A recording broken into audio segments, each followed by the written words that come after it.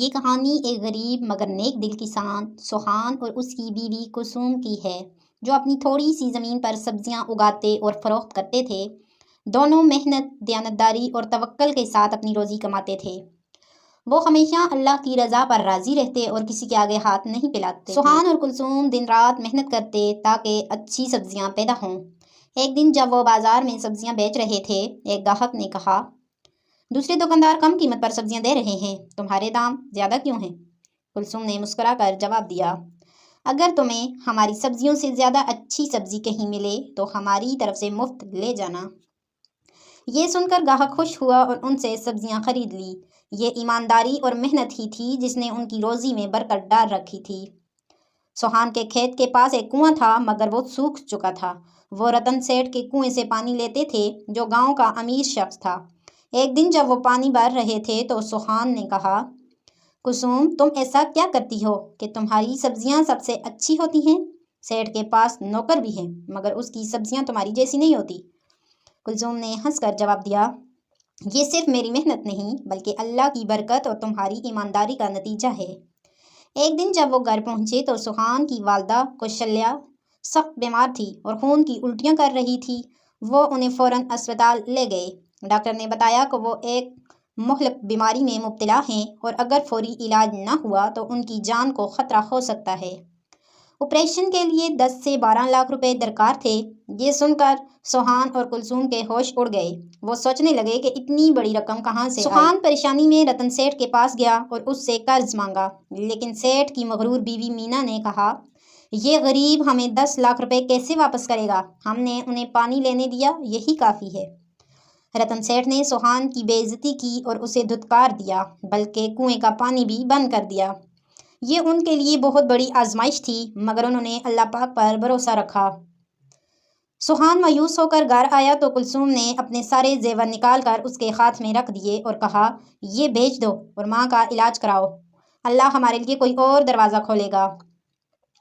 سوہان نے زیور بیچ کر آپریشن کے لیے پیسے دیے، لیکن علاج کے باوجود والدہ بچ نہ سکیں۔ انتقال سے پہلے انہوں نے کہا، ہمارے سوکھے کنویں کو کھودو، اللہ تمہاری مشکلات آسان کر دے گا۔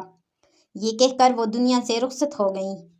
سوہان اور کلثوم نے ماں کی آخری نصیحت پر عمل کرنے کے لیے کنواں کھودنا شروع کیا۔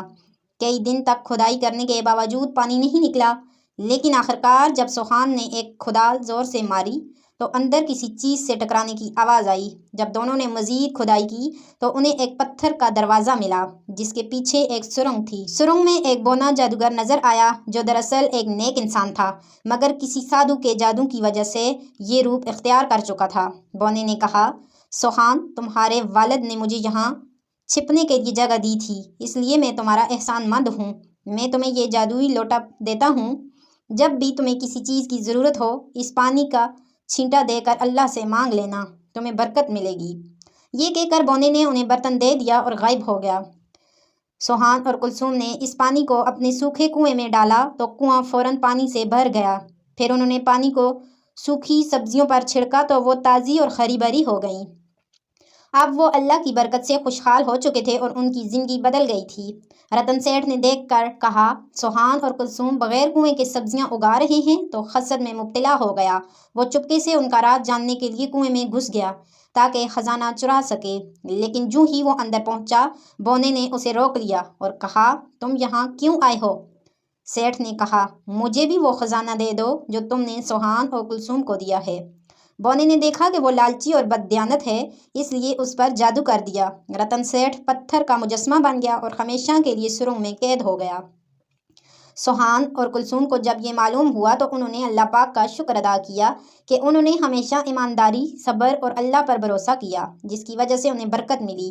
انہوں نے اپنے کنویں کا پانی سب گاؤں والوں کے لیے کھول دیا تاکہ کوئی اور رتن سیٹھ کی طرح ظالم نہ بنے۔ ایمانداری اور محنت ہمیشہ برکت لاتی ہے۔ اللہ پر بھروسہ کرنے والا کبھی محروم نہیں ہوتا۔ حرام کی کمائی اور لالچ کا انجام ہمیشہ برا ہوتا ہے۔ حسد انسان کو برباد کر دیتا ہے۔ سچائی اور نیکی ہمیشہ کامیاب ہوتی ہے۔ جو اللہ پر بھروسہ کرتا ہے اللہ اس کے لیے کافی ہو جاتا ہے۔ اللہ ہمیں بھی دیانتداری، صبر اور قناعت کی توفیق عطا فرمائے۔